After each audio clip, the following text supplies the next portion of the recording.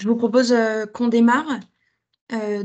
Bonjour à toutes et tous. Merci d'être avec nous ce matin pour ce premier webinaire thématique consacré au rôle de la collectivité pour initier et déployer l'économie circulaire dans le BTP.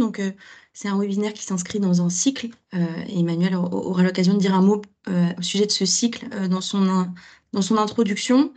Je vous informe que ce webinaire est enregistré et donc qui sera disponible en replay, notamment sur la chaîne YouTube de l'INEC. Et pour ceux qui ne me connaissent pas, donc je suis Juliette Simonetto, secrétaire générale de l'INEC, et je vais co-animer ce webinaire ce matin avec Delphine Bourdin de France Urbaine et Ilona Petit de l'INEC également.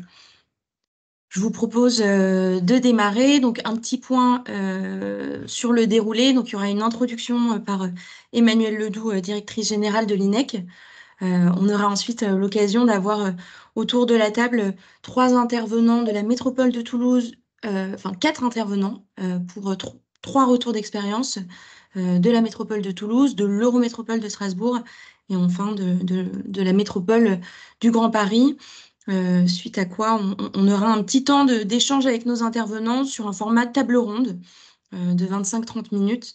Et ensuite, on pourra répondre à vos questions que vous pouvez poser dans le chat. On n'aura peut-être pas l'occasion de répondre à toutes, mais on essaiera de faire le maximum. Et sans plus tarder, je laisse la parole à Emmanuelle Ledoux. Bonjour à tous et puis merci beaucoup de vous connecter ce matin pour partager avec nous ces sujets passionnants. Nous, on est très heureux que ces webinaires se tiennent.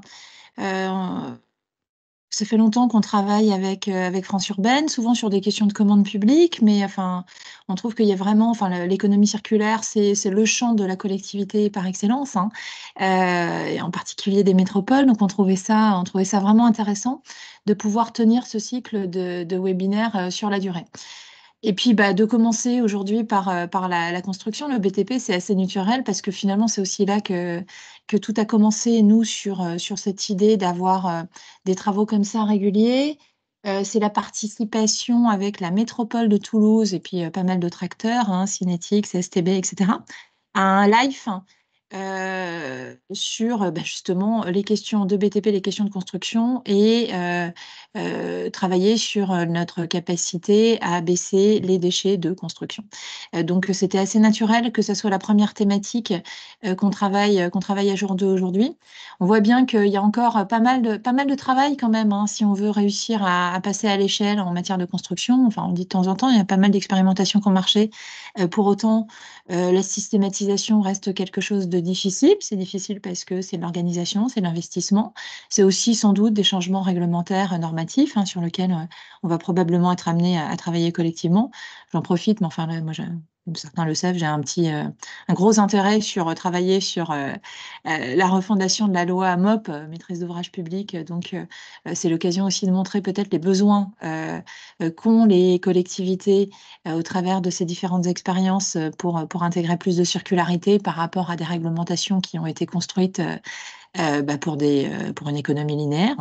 Voilà, donc on est très heureux de pouvoir avoir à la fois ce partage d'expérience et puis de pouvoir travailler sur pas mal de facettes finalement. Enfin, vous verrez le programme qui arrive des autres webinaires est également très riche.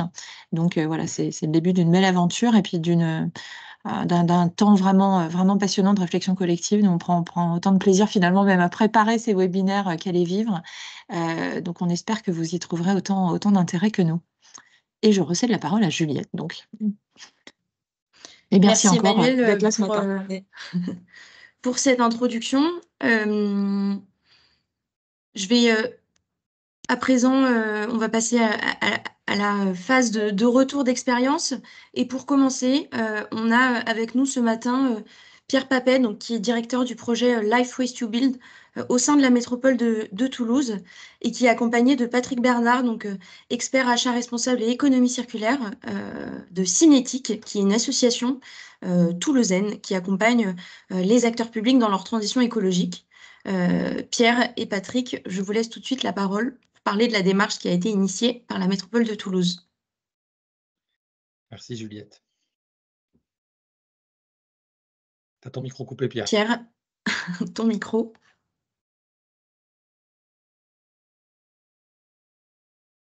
Et voilà, super, j'étais sur mute. Oui, bonjour à toutes et à tous. Merci tout d'abord à Emmanuel, Juliette, toute l'équipe, hein, France Urbaine, INEC. Merci à Patrick aussi pour ta présence. Donc évidemment, donc, un REX sur la thématique, hein, de la journée, sur ce projet-là, Waste to Build. Tout d'abord, vous dire que ce projet-là, en fait, il s'inscrit dans une démarche un peu globale, hein, pour aller assez rapidement. On a démarré donc sur la métropole par une étude des fuites économiques du territoire. Or, ceci, donc, c'est un travail qui remonte à 2018. Assez rapidement, donc, ça nous a permis de voir quels étaient les secteurs à enjeu et à potentiel.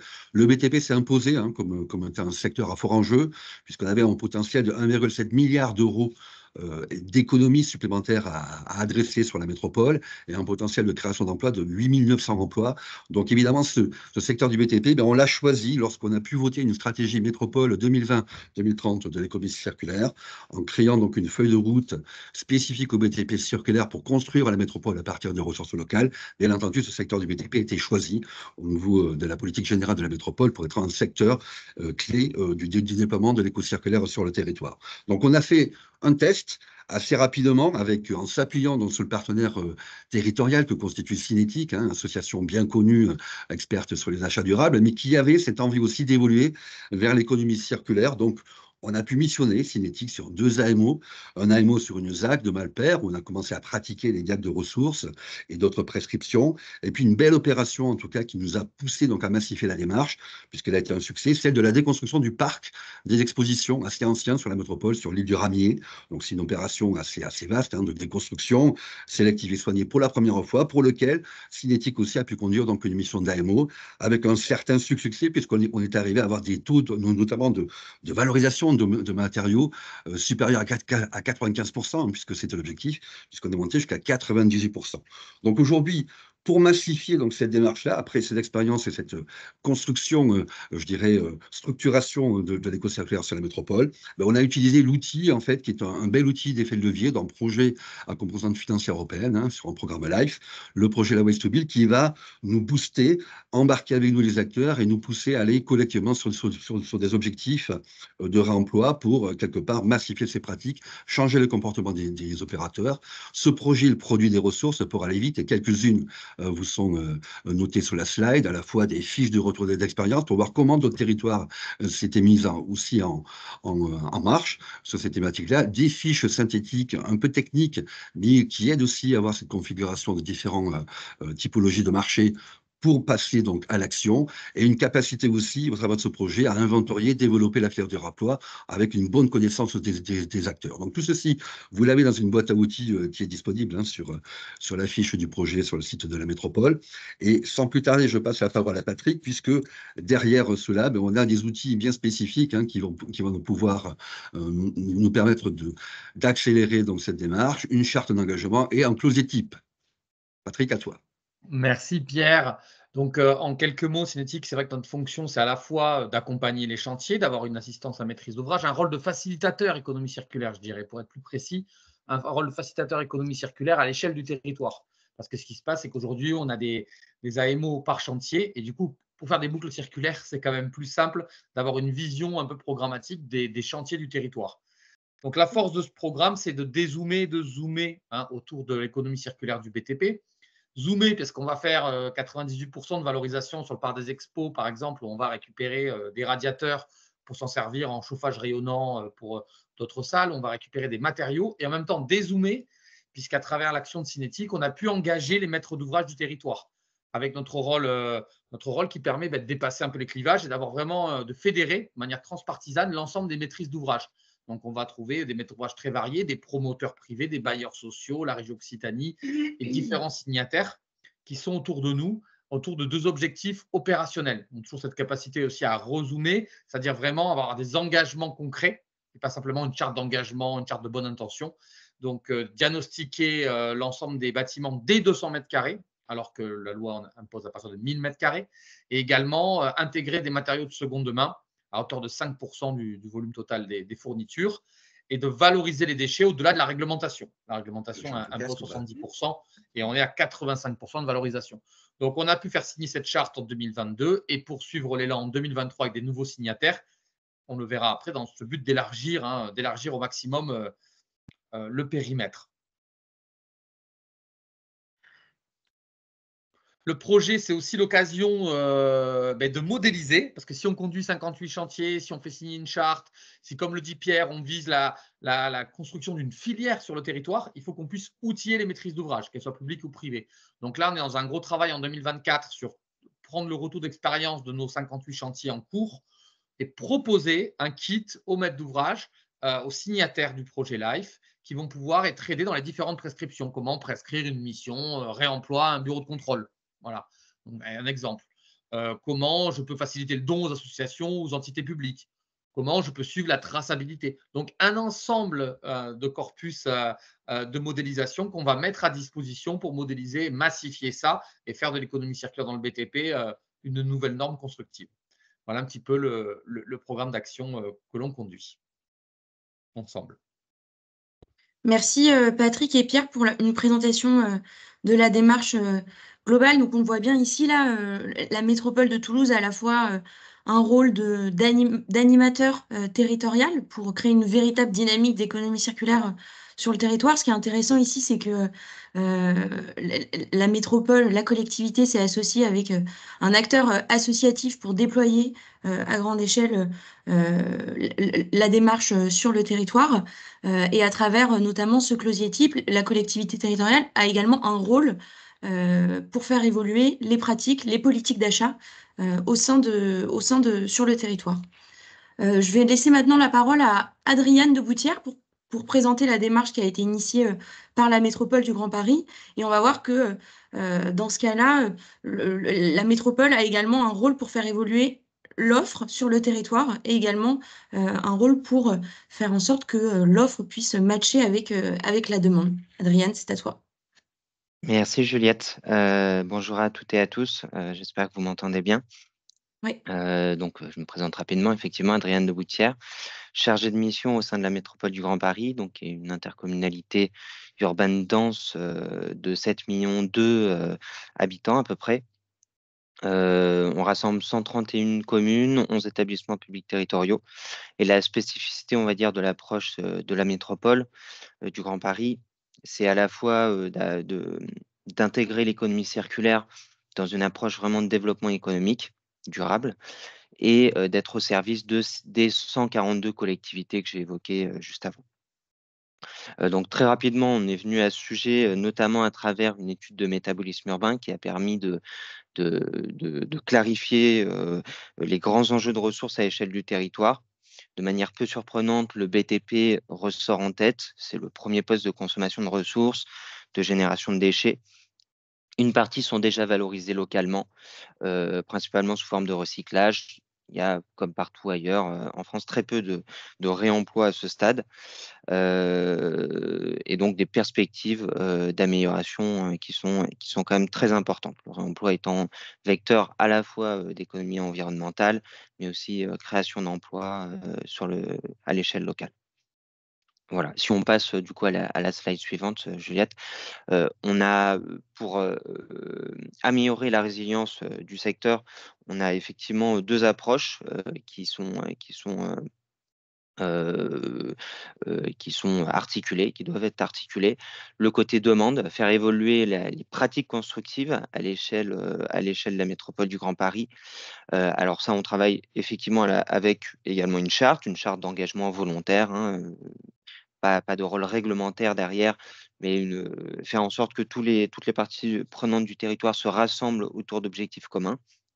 On fait vivre cette charte à travers un club construction circulaire dans lequel les grandes maîtrises d'ouvrage, les grandes entreprises et l'ensemble des acteurs publics locaux partagent leurs bonnes pratiques. Un catalogue de solutions qui est un outil pédagogique de sourcing également pour toutes ces parties prenantes. Et enfin, des programmes opérationnels plutôt d'ingénierie technique, là vraiment centrés à destination de fameux G142, de toutes les communes, tous les établissements publics territoriaux, pour rénover de manière circulaire tout le bâti public et intégrer dans le cadre des projets et vous m'entendez bien? J'entends un petit bruit derrière, mais non. Oui, Oui, c'est bon, c'est de Adriane. mon côté, désolé. Et un programme terre végétale recyclée, donc pour travailler sur la renaturation et là intégrer des terres recyclées plutôt que de s'approvisionner en terres naturelles agricoles qui viendraient d'autour de la métropole. Donc, d'un côté, faire évoluer toute cette demande, de l'autre côté, l'offre, où effectivement, on doit travailler à la fois sur un dispositif pour nous de soutien au centre de réemploi. Le réemploi, c'est quand même le maillon le plus court, le plus essentiel en matière d'économie circulaire. Aujourd'hui, ce qu'on constate, c'est qu'on a besoin d'espaces d'entreposage, de reconditionnement des matériaux pour massifier ce réemploi. Et c'est quelque chose de très compliqué à implanter en milieu urbain dense du fait du coût du foncier, des enjeux d'acceptabilité, etc. Donc, on travaille sur identifier des fonciers, activer des leviers économiques, techniques pour massifier cette offre de réemploi. Et à côté de ça, travailler sur des expérimentations, de nouvelles filières, de nouvelles solutions qui sont adaptées aussi à nos contraintes de milieu urbain dense. Et là, par exemple, je vous mettais à l'écran un exemple de prototype. Donc, on travaille sur un projet vraiment R&D territorial de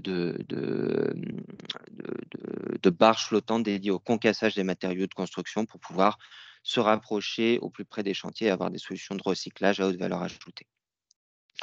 Voilà, donc à la fois cette demande, cette offre et effectivement, il faut réconcilier l'offre, la demande, en tout cas faire converger vraiment ces enjeux avec à la fois un enjeu de plateforme numérique, d'outils numériques centralisateurs qui fassent le lien avec toutes les marketplaces, tous les flux entrants, sortants à l'échelle des chantiers et les centres de réemploi, ces infrastructures physiques dont on a besoin sur le territoire.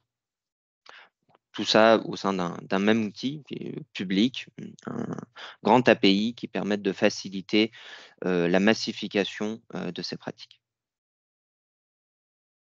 Merci Adriane. On a parlé rapidement là des plateformes de réemploi. Je vous rappelle qu'il y aura un webinaire thématique dédié justement sur ces plateformes, donc à la fois physiques et plateformes numériques, qui aura lieu, il me semble, en juin prochain. Et je vais maintenant laisser la parole à Fanny, qui va nous parler de la démarche qui a été initiée par l'Eurométropole de Strasbourg. Donc Fanny, tu es chargée de mission économie filière bâtiment habitat au sein de l'Eurométropole. Et je te laisse la parole. Tout à fait, merci beaucoup Juliette. Bonjour à tout le monde. Tu peux passer la slide, puisque tu m'as déjà présenté. Et du coup, je vais essayer d'adapter mon témoignage du coup par rapport à ce qu'ont dit mes homologues entre guillemets des autres métropoles. Donc, sur l'Eurométropole de Strasbourg, nous avons du coup une démarche territoriale basée en fait sur la dynamique des acteurs locaux qui sont très volontaires chez nous pour développer l'économie circulaire et notamment, comme disait Adrien, enfin, notre objectif c'est avoir en fait un marché local des matériaux issus de l'économie circulaire.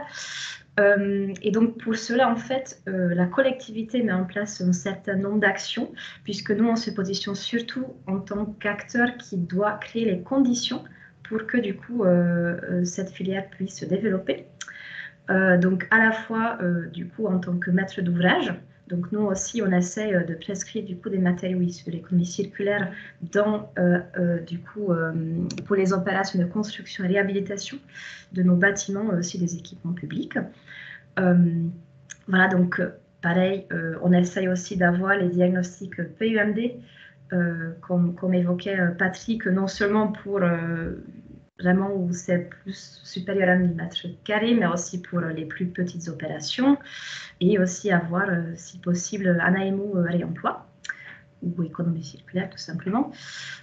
Ensuite, nous, ce qu'on fait beaucoup également sur notre territoire, c'est de valoriser en fait des initiatives locales et de mettre en réseau des acteurs. Donc, on organise 2 fois dans l'année un événement donc, qui est dédié vraiment à l'économie circulaire du BTP, en partenariat du coup avec la région Grand Est, l'ADEME et aussi l'Envirobat, qui est le centre de ressources du bâtiment durable, et qui permet justement de mettre en réseau les acteurs locaux pour qu'ils puissent créer des partenariats très importants, qu'ils se connaissent aussi, et vraiment de communiquer en fait sur toutes les initiatives qui émanent du coup plutôt bottom-up.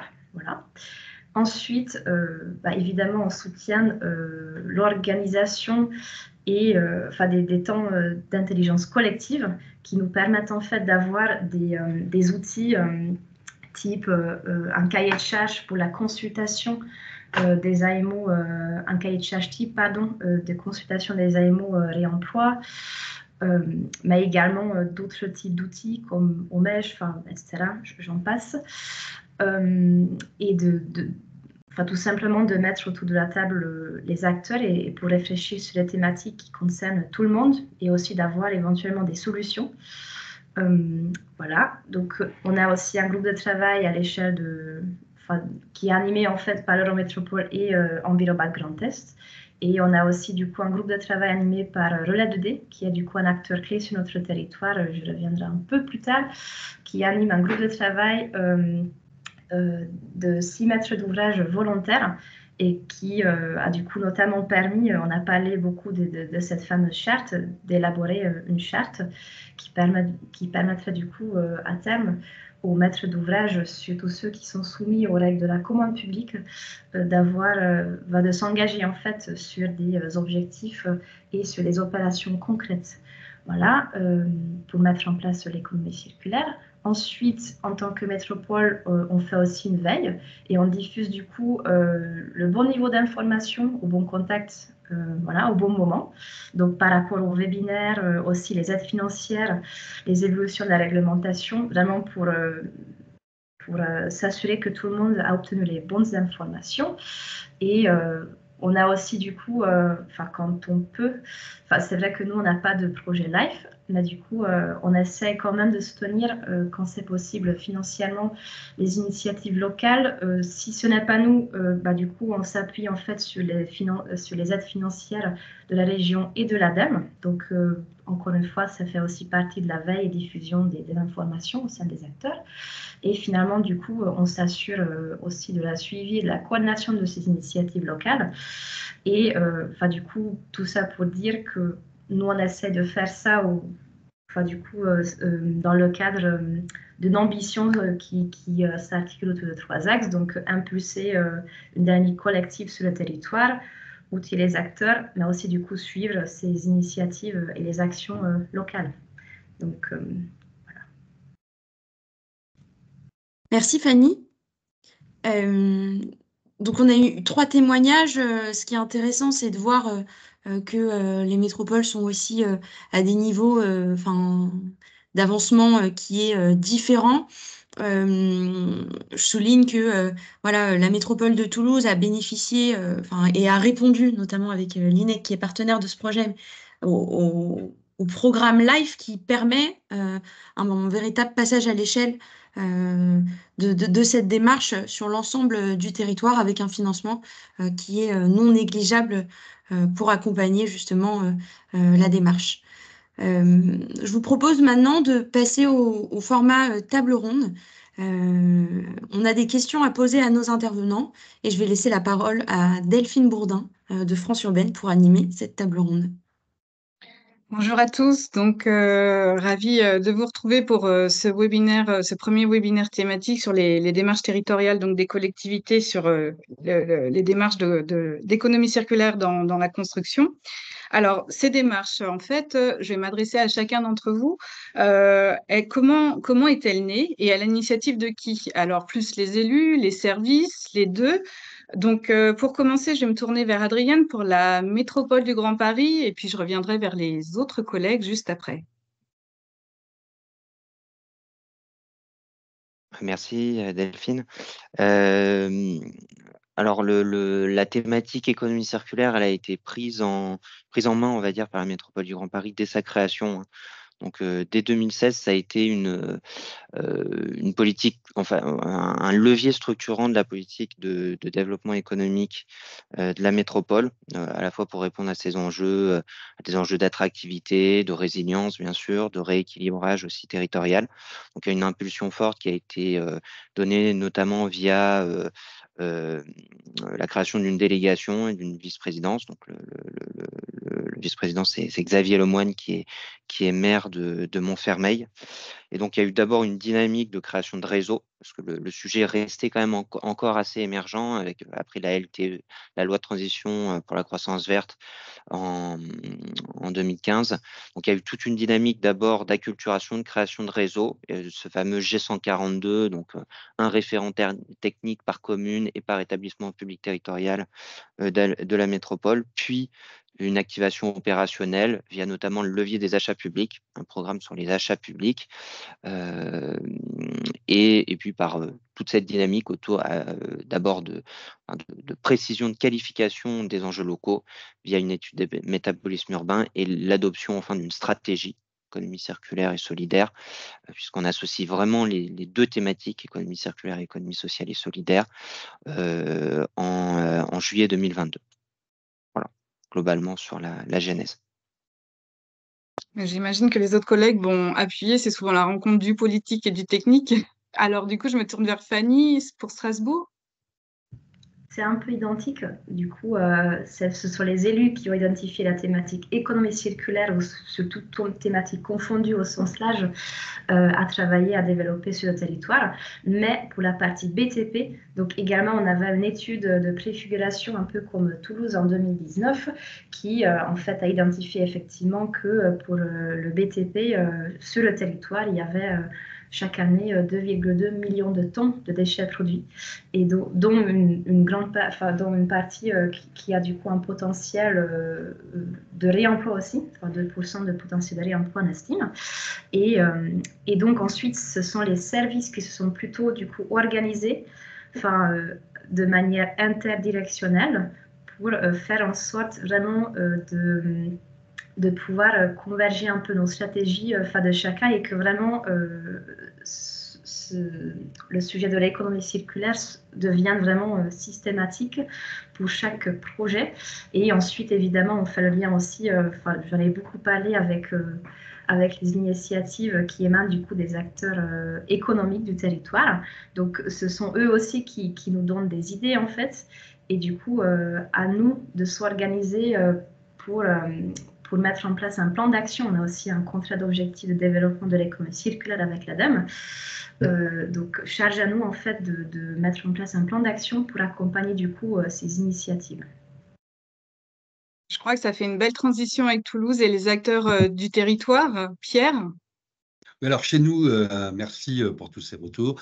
Chez nous, c'est parti en fait, la démarche elle est née en fait au sein du plan climat. On a fait plan climat, il y avait quand même une volonté d'avoir une réflexion sur l'éco-circulaire, et on l'a saisi en fait puisqu'on a créé en 2015-2020 un schéma de développement économique qui fonctionnait par fiche projet, un petit peu d'incubation de projets, et on a monté avec Valérie Edouard, qui est la copilote de la mission transversale économie circulaire au sein de la métropole. On a monté une première fiche projet démonstrateur en économie circulaire pour travailler de la collaboration inter-entreprise. Suite à ça, il y a quand même eu des résultats qui nous ont fait comprendre qu'il fallait pouvoir activer une capacité à mobiliser les acteurs économiques, ce qui n'avait pas été forcément un succès dans cette phase d'expérimentation. Et puis donc, on a basculé véritablement vers cette grosse année 2018 avec cette grosse étude sur le métabolisme économique pour identifier que 57%, donc on avait un territoire avec 53% de fuite économique sur le territoire.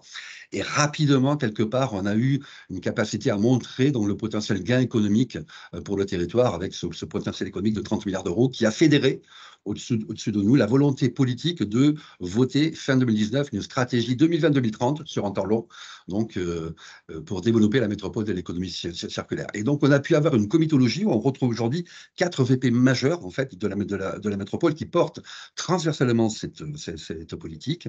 Le premier VP qui porte l'éco-circulaire avec une création d'une délégation politique pour la première fois en 2020, ça c'était majeur. Le VP à l'écologie au développement durable, le VP aux déchets, le VP à l'économie.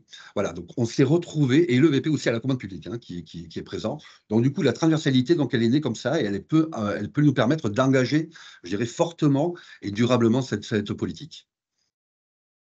Ouais. Du coup, tu as commencé à répondre à la seconde question, Pierre. Du coup, on va rester avec la métropole de Toulouse, justement, sur les compétences qui sont mobilisées dans la collectivité.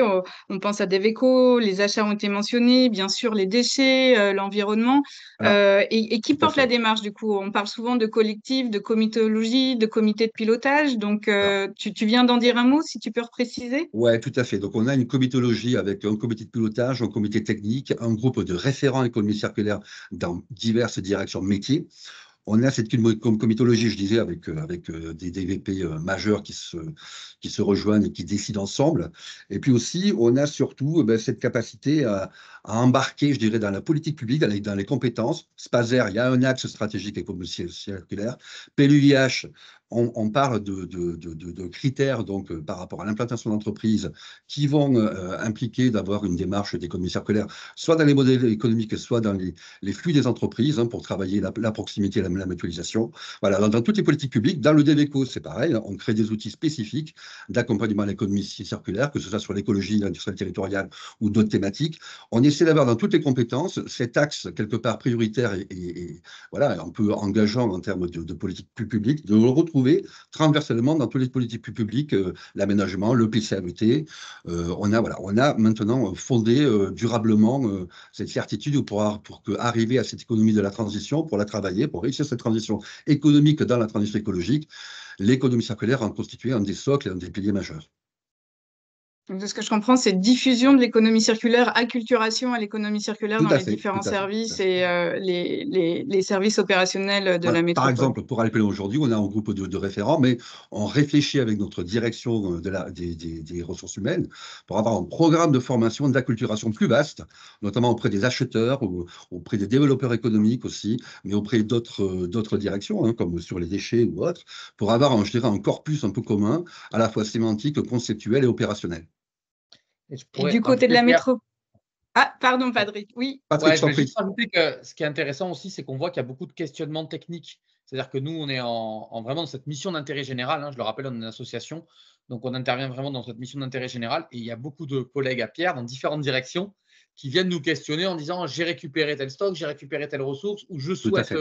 je souhaite donner, je souhaite acquérir, j'ai des difficultés à réassurer tel matériau. Et donc, du coup, on voit qu'en ayant un appui technique, un conseil déjà de premier niveau sur l'ensemble des questions techniques, ils y voient à la fois un intérêt, une politique publique, et j'ai l'impression aussi des ressources techniques qui sont mobilisées pour répondre à leurs questions. Parce que la difficulté, c'est d'embarquer tout le monde et d'offrir peu de réponses. Et je pense que c'est ce qui fait la force, je me permets, de ce binôme, c'est qu'à la fois on a la puissance de la collectivité et à la fois le petit tournevis que nous sommes pour amener des réponses techniques lorsqu'il y a des questionnements, pour passer au-delà de l'intention et qui voient des concrétisations réelles en disant on a récupéré tel matériau, on a fait ça, on a optimisé telle gestion de déchets. Donc, à la fois, voilà, le grand, voilà, le grand paquebot et puis nous qui arrivons avec les petits tournevis derrière. Mm.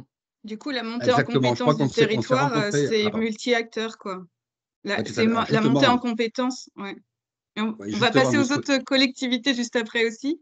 pas de Enfin, je souci. te laisse finir, Pierre, rapidement. Oui, justement, ce que relevait Patrick, c'est fondamental. C'est-à-dire qu'on peut avoir une vision qui est globale, il faut qu'elle rencontre une capacité à répondre aux questionnements du quotidien. Nous, on est ravis parce que ces questionnements du quotidien, par rapport à des collègues, par rapport à des partenaires, maintenant, ils sont légion quelque part. Et ça marque bien qu'il y a une empreinte qui est prise sur cette thématique. Et comment se passe du coup du côté de la métropole du Grand Paris, Adriane, sur ces compétences mobilisées, services et le portage de la démarche? Ouais, effectivement, il y a pas mal de similitudes. Sur le portage, je le disais, il est plutôt de notre côté, historiquement, côté développement économique, et plus spécifiquement développement économique durable. Après, au niveau de notre stratégie, donc, qui a été votée, je disais, en juillet 2022, il y a 5 axes, il y a 3 axes sectoriels, et puis il y a vraiment 2 axes transversaux. Un premier sur l'exemplarité, donc vraiment comment on transcrit, nous, en interne, au sein de la métropole du Grand Paris, l'économie circulaire au sein de tous nos services, que ce soit au niveau de l'aménagement, par exemple, au niveau des opérations déclarées d'intérêt métropolitain, par exemple au niveau du centre aquatique olympique, qui est une opération assez exemplaire du point de vue environnemental qui s'inscrit dans le cadre des Jeux olympiques. Au niveau de la commande publique, effectivement, au niveau de nos investissements, même au niveau de services plutôt liés à l'investissement et à l'appui aux communes, comment on oriente nos investissements en fonction de cet enjeu de l'économie circulaire. Et puis après, d'un point de vue très technique, nous, comment on s'articule effectivement avec nos collègues. Et je reprends ce qui vient d'être dit sur comment on répond aussi aux questionnements quotidiens. Et ça s'applique notamment sur notre relation avec nos homologues au sein des communes et des établissements publics territoriaux de la métropole, puisque là, c'est beaucoup d'acteurs, c'est beaucoup de marchés qui passent pour rénover des écoles, pour rénover des parcs, je le disais, renaturer des parcs, des voiries, etc. Et là, on essaie de faire en sorte aussi de mettre en place de l'ingénierie technique pour vraiment s'adapter aux enjeux du quotidien de tous ces acteurs et pas leur présenter l'économie circulaire aussi comme un nouveau sujet ex nihilo, mais vraiment comment on fait en sorte de transformer à un moment donné de manière assez simple toutes les pratiques pour prendre en compte de la manière la plus efficiente possible cette problématique. Donc voilà, donc là il y a tout un enjeu aussi de notre côté en interne à travailler en transversalité avec nos collègues du plan climat, nos collègues de la rénovation énergétique, nos collègues de la biodiversité, etc., de l'aménagement, etc., etc. Et du coup, merci Adriane. On retrouve effectivement des similitudes. Du coup, est-ce qu'à l'Eurométropole de Strasbourg, ça se rapproche aussi de ce qu'ont dit les collègues, Fanny? Oui, effectivement, chez nous, donc, on a du coup la sphère politique et du coup les services, donc un peu comme au Grand Paris. Donc aujourd'hui, c'est la direction de développement économique qui est plutôt leader en fait sur cette thématique. Et donc nous avons notre VP développement économique Anne-Marie Jean qui préside du coup cette gouvernance économie circulaire BTP spécifique avec les autres élus thématiques, donc l'élu en charge de l'économie sociale et solidaire, parce que du coup, ça, c'est vraiment un sujet qu'on développe aussi en lien avec l'économie circulaire. Le programme de renouvellement urbain, évidemment, les élus thématiques, ceux qui sont du coup en charge de la gestion du patrimoine de la métropole, espace public, déchets, climat, environnement, voilà, je crois avoir rien oublié. Et donc, tout ça, du coup, il y a une déclinaison entre guillemets technique.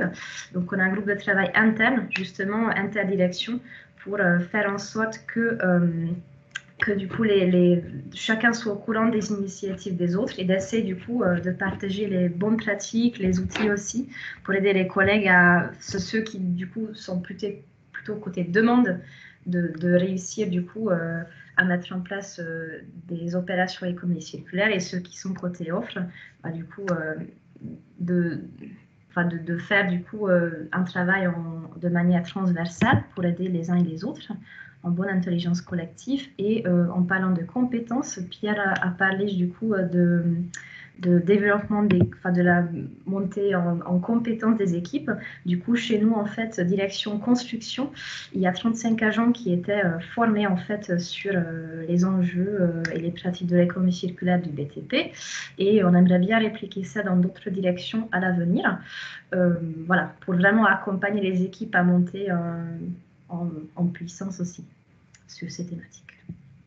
Merci à vous. Donc, je résume, donc, en général, portage plutôt d'Eveco, à la fois un portage élu technicien qu'on a retrouvé souvent dans la démarche de l'initiative, mais beaucoup de collaboration interservices.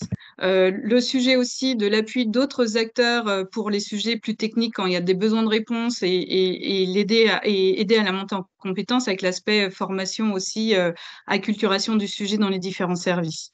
Alors, on va passer à la question suivante et la dernière de cette table ronde, et elle est importante parce que c'est un petit peu le sujet de comment on pérennise la démarche, comment on s'assure d'avoir peut-être aussi aider un passage à l'échelle, c'est souvent le sujet qui est derrière ça, et avec quels outils à mettre en place sur le long terme pour accompagner le déploiement de cette démarche. Alors, je reste avec toi, Fanny, pour l'Eurométropole de Strasbourg, si tu peux nous en dire un mot.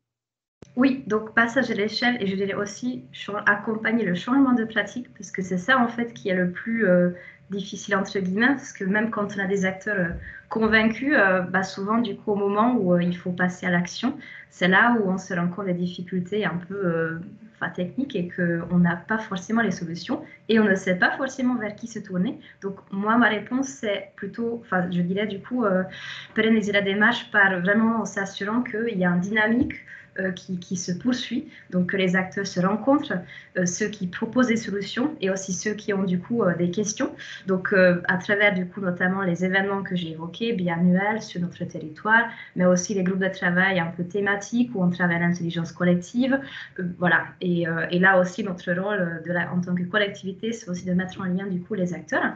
Et quels outils? C'est aussi du coup, j'ai parlé de Relais 2D qui du coup sera un acteur un peu clé et qui est aussi du coup, j'ai pas dit ça, mais qui est partenaire associé du projet LIFE, puisqu'on souhaite répliquer le projet LIFE Waste to Build de Toulouse sur notre territoire. Et le Relais 2D va notamment du coup être l'acteur clé facilitateur, comme disaient Pierre et Patrick, facilitateur sur le territoire, vraiment pour, tant qu'on n'a pas vraiment des plateformes physiques et aussi, maintenant, on commence à l'avoir, on fait un grand focus sur ce travail.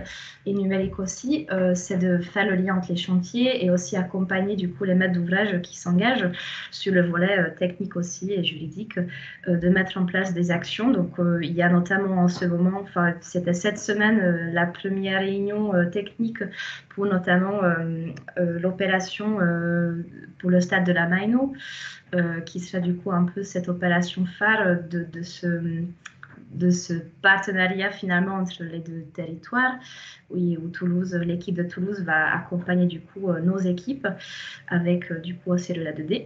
Et donc, on a parlé de cette charte. Donc, c'est le LA2D qui a animé du coup ce groupe de travail avec les maîtres d'ouvrage et qui va du coup qui a permis d'avoir du coup cette charte sur notre territoire aussi, qui sera du coup bientôt finalisée. Donc la charte et aussi du coup, comme dit, les moments d'animation finalement et aussi proposer en fait, diffuser les bonnes informations, par exemple sur les aides financières disponibles, ADEME, région, mais aussi les aides financières de la métropole Siana et des éco-organismes aussi, évidemment. Voilà, je crois que c'est ça ma réponse. Mais j'ai entendu du coup pas mal de choses sur l'appui aux acteurs, comment continuer à garder la dynamique, les embarquer, notamment la charte, la plateforme, on y reviendra, mais aussi la coopération territoriale et ce projet avec Strasbourg, avec Toulouse. Mais Pierre, je pense qu'il reviendra. Juste avant de retourner à Toulouse, je repasse par la métropole du Grand Paris. Comment on voit la pérennisation de la démarche, Adriane, à la métropole? Alors, je pense Et qu'il y avec a, il y quels a outils? plusieurs, effectivement, il y a plusieurs leviers à activer. Il y a l'enjeu quand même d'avoir des équipes structurées ou en tout cas des appuis structurés parce que ça prend du temps hein, d'acculturer, de créer. Il y a pas mal d'innovations territoriales en fait aussi. C'est des sujets relativement nouveaux. Donc l'exemple de Toulouse, il est intéressant sur le programme européen. Nous, on a répondu aussi à 2 programmes européens, 2 projets, donc plutôt sur de l'Interreg et du Horizon Europe. Mais il faut avoir en tête, je Super, pense qu'il y a ces leviers aussi qui, tout à fait. qui sont effectivement activables. Nous, on a une logique. Alors, je vais reprendre un tout petit peu les deux volets que j'évoquais en intro. Sur le volet demande, on a une logique plutôt d'appui à la démonstration aujourd'hui, avec de l'ingénierie technique pour mettre en place quelques projets démonstrateurs. Derrière, il va falloir les passer à l'échelle sur l'ensemble des opérations sur le territoire. Donc là, nécessairement, il va y avoir des enjeux de mise à disposition d'outillage, de bonnes pratiques, des choses qu'on fait, mais aussi de financement. Et là, effectivement, je rejoins ce qui était évoqué par Fanny. Il y a un enjeu de flécher des financements, que ce soit des financements de notre côté ou des financements qui peuvent être activés aussi par des, par des partenaires institutionnels, privés également, avec les éco-organismes qui ont un vrai rôle à jouer. Et ensuite, sur le volet un peu plus offre, de mon point de vue, il y a plusieurs leviers qui peuvent être activés par nos métropoles. Il y a ce sujet foncier qui est clairement un sujet clé parce qu'on a besoin d'espaces d'entreposage à nouveau, d'espaces de reconditionnement pour vraiment industrialiser le réemploi. Donc, qu'est-ce qu'on peut activer là-dessus? Je pense qu'il y a des pistes à explorer. On est en train de le faire, notamment sur tout ce qui est aide à l'immobilier d'entreprise. Il peut avoir aussi un rôle à jouer directement en maîtrise d'ouvrage côté acteur public pour porter certaines initiatives lorsqu'on constate qu'il y a des carences parfois sur certains territoires ou voilà, qu'il n'y a pas encore l'offre qui est complètement disponible. Il peut avoir aussi du partenariat public-privé, je pense, avec des modèles innovants, avec des sociétés coopératives d'intérêt collectif, par exemple, ou des SEM. Voilà. Donc, je pense que là-dessus, sur l'appui à l'émergence de l'offre, il y a tout un champ aussi qui a exploré pour massifier une offre adaptée à ces nouveaux modèles. Ouais, c'est intéressant, je retiens ces sujets de quel modèle, sous quel format pour mettre en forme cette gouvernance justement avec les acteurs économiques pour pouvoir porter les sujets, l'appui au financement, comme ça a été dit, l'innovation sociale, gros sujet du foncier. Mais je pense que Pierre et Patrick, pour la métropole de Toulouse, vont revenir aussi. On va retrouver les mêmes thématiques.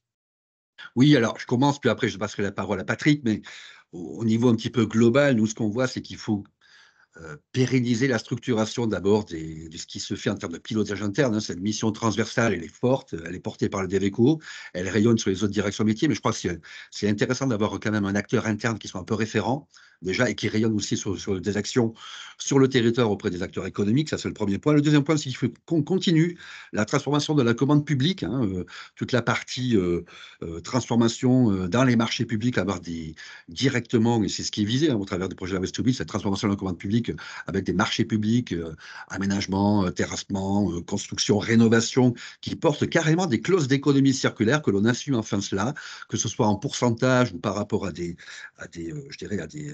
parties à construire ou à des constructions bien spécifiques hein, qu'on peut avoir sur des ressources. Ça, c'est fort et c'est majeur. Continuer l'acculturation et l'information des acheteurs, des directions de la construction, des directions des bâtiments, des directions du patrimoine, à chaque fois que c'est possible, et de nos partenaires de premier rang que sont nos opérateurs type aménageurs, hein, OPDH et nous, TICO par exemple, mais aussi le PFL, établissement public de foncier local. Tous ces gens-là, quelque part, ben, pour nous, c'est des gens qui doivent rentrer dans la boucle de cette pratique de la circularité. Ça veut dire changer les comportements, ça veut dire qu'on est vraiment sur un temps long, ça veut dire que les aspects d'acculturation, de formation, ben, c'est un chantier qui va toujours rester ouvert et qu'il faudra renforcer et préciser. Après, au niveau du projet, ben, je crois que là, on a créé des outils, on aura créé des outils qu'on aura testés, puisque le projet européen, encore une fois, je le rappelle, hein, ça nous permet d'expérimenter et d'innover quelque part. Ce sont de nouvelles pratiques, en créant de nouveaux outils. Et ces outils, ces formations, la plateforme numérique, par exemple, ben, ça restera des choses qu'il faudra consolider sur le territoire au travers d'un nouveau dispositif à créer. Et là, je vais laisser la main à Patrick, puisqu'on porte au niveau de ce projet, il y aura un plan Afterlife, hein, et dans ce plan Afterlife, il faut bien trouver les outils pour continuer, acteurs du territoire, public et privé, rang métropolitain, mais rang régional aussi, à rester ensemble et groupés pour réussir ce changement d'échelle et cette massification, j'ai envie de dire, dans la durée. Patrick, si tu vois où je veux en venir. Ben, on retrouve un peu ce triptyque expérimenté, modélisé, massifié, avec quand même l'importance, et j'insiste là-dessus parce qu'on on est deux représentants du projet Life, à trois avec l'UNEC ensemble, hein, puisque vous animez, mais cette importance de l'association des parties, et c'est une double extension du périmètre, si je puis dire. Pour pérenniser la démarche, il y a à la fois une extension du périmètre géographique, puisque la métropole a quand même eu la volonté de faire bénéficier de son retour d'expérience l'ensemble de la région Occitanie, parce que notre objectif, c'est de créer un guichet à l'échelle occitane, à terme. Donc, il y a vraiment une extension du périmètre sur un plan géographique qui est la bonne échelle, peut-être aussi pour les matériaux et les ressources, hein, plutôt que l'échelle de chaque collectivité, qui peut être plus réduite dans les gisements et dans les filières économiques. Donc, l'extension du périmètre sur un plan géographique et l'extension du périmètre sur un plan des parties prenantes. Et ça, je pense que c'est très important, c'est que dans le consortium, on trouve également des membres associés. On en a parlé avec des collectivités comme Strasbourg, Relais 2D associatif, etc., donc sur d'autres périmètres. Mais en interne, on trouve également Envirobat qui accompagne évidemment la montée en compétences des architectes et des maîtrises d'œuvre. On trouve également l'Ordre des architectes qui est associé. On trouve l'AIOC, donc les ingénieurs d'Occitanie. On retrouve la Fédération française du bâtiment qui mobilise les entreprises. Donc, je pense que cette idée aussi d'extension du périmètre en termes de mobilisation des parties prenantes, ça les gage aussi de pérennisation, parce que du coup, on est en train de créer un objet commun sur un territoire donné, en agrandissant ce territoire et en agrandissant les parties prenantes. Et je pense que ça, c'est clé, parce que expérimenter, modéliser, massifier à l'échelle d'une collectivité sans partie prenante et sans changement de périmètre géographique, ça peut être compliqué dans le temps. Et on est sur l'économie circulaire, donc on est avant tout sur de l'économie, et donc il y a des logiques économiques aussi à travailler sur des filières à l'échelle régionale en mobilisant toutes les parties. Voilà, je pense, en tout cas, que c'est comme ça qu'on envisage les choses et qu'on espère que ça va réussir en ce sens. Et Patrick, je trouve que c'est une très bonne conclusion sur cette dernière question de la table de ronde. Donc, je résume. J'ai bien aimé expérimenter, modéliser et massifier et du coup s'intéresser à l'extension des périmètres, que ce soit territoire, donc géographique, en coopération territoriale, mais aussi des acteurs avec mobiliser les parties prenantes, les garder, ceux qui sont déjà actifs dans la démarche, mais aller chercher aussi d'autres acteurs et renforcer toujours ces liens et cette dynamique territoriale. Ben, merci beaucoup à tous les quatre. Je repasse la main à Juliette pour le temps de questions-réponses. Peut-être juste, Patrick, Pierre, dans le cadre du projet LIFE, il y a cette volonté de créer un guichet unique sur le territoire. Est-ce que vous pourriez nous en dire deux mots de ce guichet? Vas-y, Patrick. Sur le guichet, l'idée, c'est justement de reprendre les parties prenantes les plus impliquées dans le projet LIFE et d'imaginer ensemble une structuration. Alors, il y aura sûrement un vecteur juridique dédié qu'il faut imaginer. Aujourd'hui, il est encore un peu tôt pour donner des formats. Ça a été évoqué par nos homologues franciliens.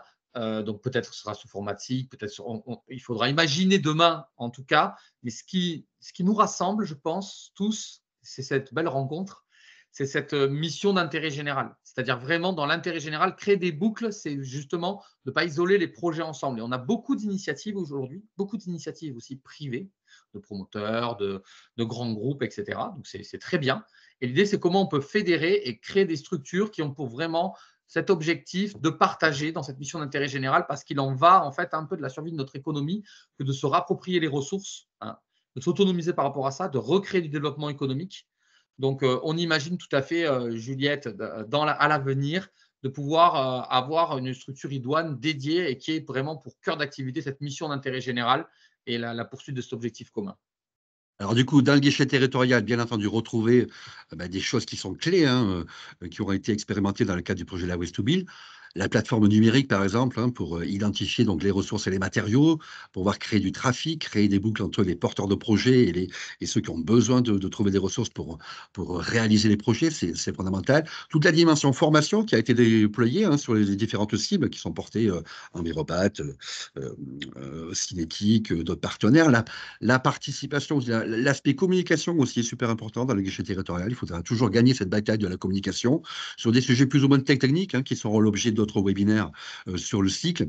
Mais c'est important d'avoir un lieu qui soit partagé où on va trouver de la ressource, de la compétence pour passer à l'acte, pour continuer à changer d'échelle. Et donc ce guichet territorial, il aura cette vocation-là. Et évidemment, il faudra trouver, comme disait Patrick, un modèle de gouvernance. On a nos idées. Donner la main donc aux opérateurs de terrain, c'est la clé pour réussir, et garder une place aux porteurs de politiques publiques. La région, la métropole, devront être en capacité à être toujours présents des dispositifs, plus ou moins en back-office, parce qu'ils sont aussi le garant de cette politique, je dirais, territoriale qu'évoquait Patrick, de cette mission d'intérêt général. Il y a aussi ce volet aussi politique de vouloir construire la métropole à partir des ressources locales. Merci Pierre, Patrick. Fanny, Adriane, est-ce que vous souhaitez réagir à ce qui vient d'être dit? Sinon, on a des questions dans le chat. Moi, peut-être juste rajouter du coup que chez nous, on a parlé de ce guichet.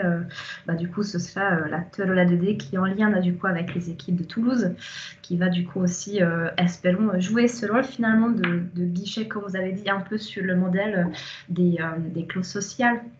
Voilà. Donc, on pourra aussi du coup, d'ici quelques temps, faire un petit retour de comment ça s'est passé sur notre territoire. Merci Fanny. Donc on a deux questions dans le chat. La première, c'est quelles sont les démarches entreprises vis-à-vis de la maîtrise d'œuvre? Je vous laisse essayer de répondre en même temps un petit peu tout à l'heure sur l'extension du périmètre, mais à cette question que j'avais repérée. C'est très important, en tout cas, on a l'ensemble des représentations On a l'Ordre des architectes qui font partie du projet. On a, en tout cas sur Toulouse, l'AIEC qui fait partie du projet. On a également l'organisme de formation et le centre de ressources avec Envirobat qui travaille auprès d'eux. Et on travaille aussi en groupe de travail plus technique. Donc en GT, on a des groupes de travail thématiques pour travailler l'assurabilité, quelle mission économie circulaire, comment évaluer le coût d'une mission économie circulaire dans un concours de maîtrise d'œuvre. Donc, on a vraiment cette implication de cette partie-là, et ils sont vraiment pour nous très importants. C'est ce qui va nous permettre de rendre le dispositif, de le massifier. On parlait tout à l'heure de massification. Il n'y aura pas de massification sans monter en compétence des concepteurs, parce que construire demain avec de l'économie circulaire, ça veut dire réapprendre aussi à imaginer les projets, à anticiper les ressources à venir sur le territoire. Donc, pour nous, c'est l'acteur clé, c'est l'acteur concepteur. Donc, voilà, toute notre énergie est mise justement pour impliquer au maximum ces parties prenantes. Une autre question sur les industriels du bâtiment. Est-ce qu'il y a des échanges au niveau de Strasbourg, de Paris ou de Toulouse avec justement les industriels du bâtiment pour favoriser l'éco-conception des équipements? Adriane, est-ce que tu veux répondre, ou Fanny ou... C'est un élément clé, c'est sûr. Après, ce qui n'est pas forcément évident, c'est que, alors quand on parle d'industriels, producteurs de matériaux, même reconditionneurs, recycleurs, etc., il peut avoir des échelles très, très différentes. Il y a des grands groupes, des ETI, des plus petites entreprises à vocation également sociale parfois. Delphine le rappelait, à l'échelle de nos territoires. Je pense qu'il faut qu'on travaille un peu avec tout le monde.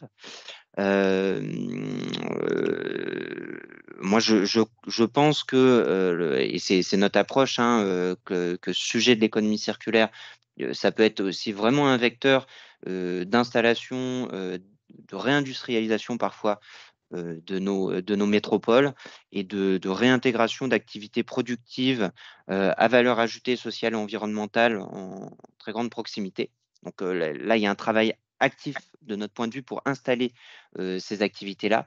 Pour ce qui est du travail sur la conception des matériaux avec les grands groupes notamment, je dirais que c'est pas forcément le plus évident aujourd'hui pour nous d'intervenir dans cette approche territoriale, mais c'est effectivement indispensable, parce que c'est ça, c'est le caractère réemployable au niveau de la conception qui va faire qu'on va pouvoir aussi beaucoup plus facilement mettre en place derrière ces boucles du BTP. Et donc, pour moi, il y a un champ aussi à explorer là-dessus de travail pour établir des modalités de coopération un peu nouvelles avec ces acteurs-là, et faire en sorte que effectivement on ait les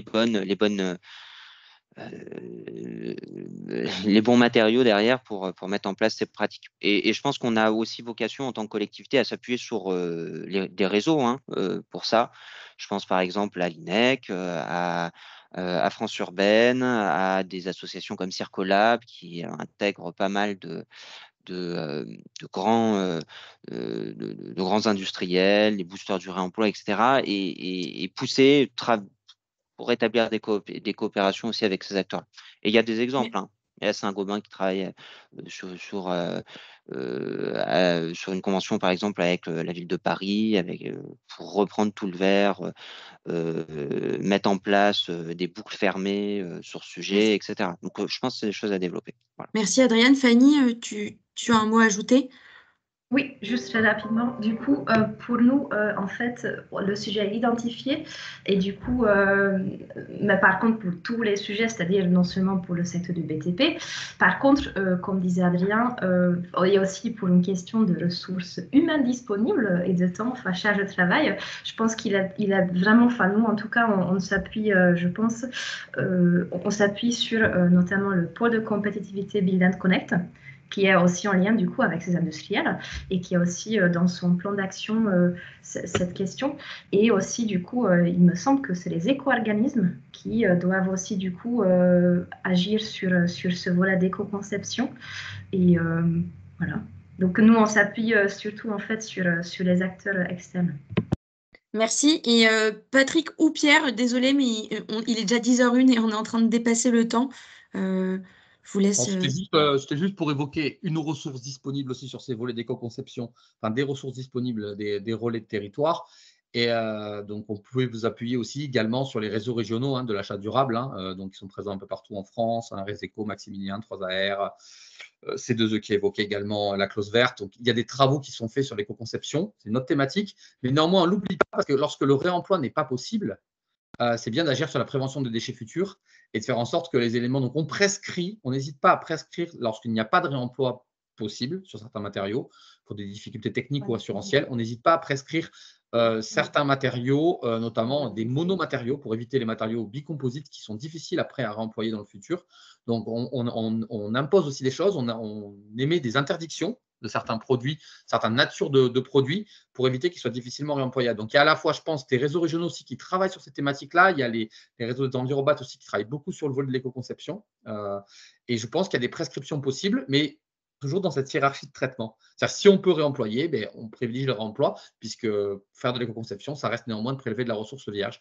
Mais si c'est la solution, si c'est la seule solution, on privilégie l'éco-conception, donc toujours cette pyramide en fait, de traitement des déchets et des ressources. Merci Patrick. Merci à tous les quatre. C'était riche et enfin, voilà, de belles présentations, de beaux projets qui ont vocation à se poursuivre dans le temps. Et je vais laisser la parole à Ilona pour présenter l'agenda 2024 des webinaires thématiques à venir. Merci. Merci. Oui, merci à tous. Donc, on va pouvoir se retrouver sur 3 nouveaux webinaires thématiques à venir. Donc, comme je l'ai mis dans le chat, le webinaire sur les plateformes physiques et numériques de réemploi se déroulera le jeudi 6 juin, toujours sur le même créneau. On garde le créneau de 9h à 10h. On aura ensuite un 3e webinaire plutôt axé sur les enjeux de qualification des ressources, avec notamment la question de l'assurance sur les matériaux de réemploi. Donc ça sera à la rentrée le 26 septembre. Et un dernier webinaire sur les outils nécessaires pour structurer une filière de réemploi dans le BTP à l'échelle d'un territoire. L'occasion un peu de revenir sur tout ce qu'on aura pu évoquer rapidement sur ces 3 premiers webinaires, avec une belle conclusion donc le 28 novembre de 9h à 10h. En tout cas, on vous remercie d'avoir été nombreux à participer à ce webinaire. On espère que ces retours d'expérience ont pu être enrichissants et inspirants pour vous tous. Et on se retrouve rapidement le 6 juin. Merci à tous.